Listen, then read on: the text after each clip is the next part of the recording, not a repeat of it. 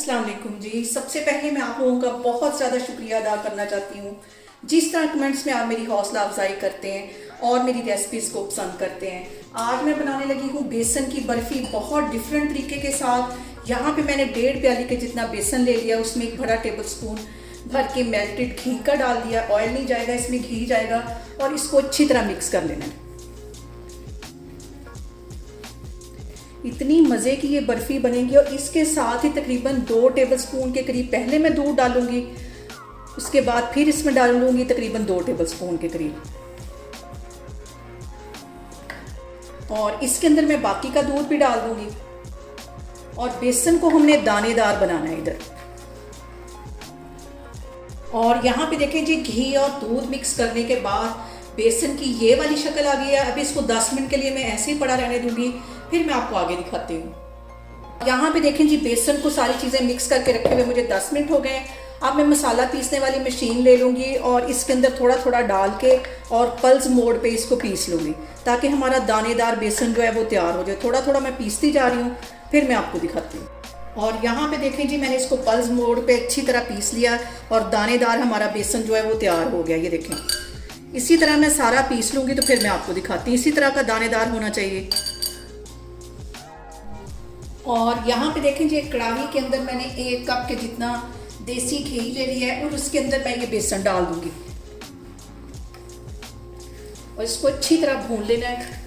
और ये देखें, दानेदार हमारा बेसन तैयार हो गया है। बहुत मज़े की बर्फ़ी इस तरह बनती है। इसको मैं भून लूँगी। तकरीबन 10 मिनट हमें इसकी अच्छी सी भुनाई करनी है।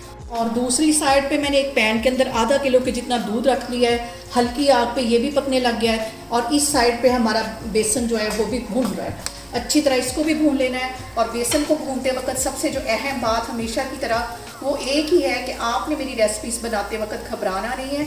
बिना स्किप किए हुए आप मेरी वीडियोस देखें और अगर अभी तक आपने मेरे चैनल को सब्सक्राइब नहीं किया तो प्लीज़ उसको सब्सक्राइब करें। और यहाँ पे देखें कि आपको बेसन देख के अंदाज़ा हो गया होगा कि कितना दानेदार हमारा जो बेसन है वो तैयार हुआ है।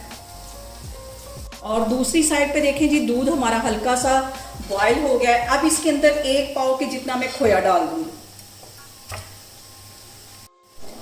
और खोया भी दूध के साथ अच्छी तरह मेल्ट हो जाएगा। हल्की आग पे मैंने दोनों चीज़ों को पकने के लिए रख दिया। अभी मैंने इसमें चीनी नहीं डाली। जैसे ही खोया मेल्ट होगा तो हम इसके अंदर चीनी डालेंगे। दूसरी साइड पे हमारी जो बेसन है उसकी भी अच्छी सी बुनाई हो रही है। ये देखें, और आपको अंदाज़ा हो गया होगा इसका कलर देख के और कितना दानेदार हमारा जो बेसन है वो तैयार हो रहा है। और यहाँ पे देखें जी, जो खोया है वो दूध के अंदर अच्छी तरह मेल्ट हो गया है। अब इसके अंदर मैं आधा कप की जितनी चीनी डाल दूँगी। आप अपने टेस्ट के मुताबिक चीनी कम या ज़्यादा कर सकते हैं। चीनी डालने के बाद इसको अच्छी तरह मिक्स कर लेना है। ये एक साइड पे गाढ़ा होता रहेगा और दूसरी साइड पे मैं बेसन को भून रही हूँ तकरीबन 3-4 मिनट मज़ीद। उसको मैं इसी तरह भूनती हूँ, फिर मैं आपको दिखाती हूँ। और यहाँ पे मैं अपने नए सब्सक्राइबर का भी दिल से शुक्रिया अदा करना चाहती हूँ, जिस तरह वो मुझे सपोर्ट कर रहे हैं और मेरी रेसिपीज़ को पसंद कर रहे हैं। और यहाँ पे देखें जी, बेसन की भुनाई अच्छी सी होगी। तकरीबन इससे 10 से 12 मिनट के लिए मैंने अच्छी तरह भून लिया है। और यहाँ पे मैं चूल्हा बंद करती हूँ। दूध भी हमारा अच्छी तरह गाढ़ा हो गया है। अब ये इसके अंदर मैं डाल देती हूँ और इसको अच्छी तरह भून लेती हूँ। इसकी अच्छी सी हमने भुनाई कर लेनी है। और खोए के साथ तो बेसन की बर्फ़ी का टेस्ट बिल्कुल चेंज हो जाएगा। बहुत मज़े की बनेगी। आपने बहुत दफ़ा बेसन की बर्फ़ी खाई होगी, लेकिन इसको ट्राई करें, इसका टेस्ट बहुत डिफरेंट है। और इस पॉइंट पे 1 चुटकी के करीब मैं येलो फूड कलर डाल दूंगी। इसको मिक्स कर लेना है। और यहाँ पे देखें जी, बेसन हमारा इकट्ठा होना शुरू हो गया है।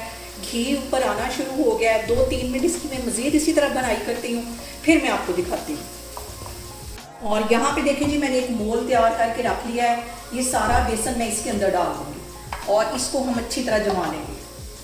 सारा इसमें मैं अच्छी तरह सेट करती हूँ और चम्मच की हेल्प से हम इसको इक्वल कर लेंगे, बराबर इसको कर लेना है। और यहाँ पे मैं बादाम लगा के इसकी गार्निश कर दूँगी और इसको मैं तकरीबन 4-5 घंटे के लिए रेस्ट पे रखने लगी, ताकि अच्छी तरह हमारा ये जो बेसन है वो सेट हो जाए। तो फिर मैं आपको 4 से 5 घंटे के बाद इसकी कटिंग करके आपको दिखाती हूँ। और बादाम लगाने के बाद भी हल्का सा हम इसको प्रेस कर देंगे।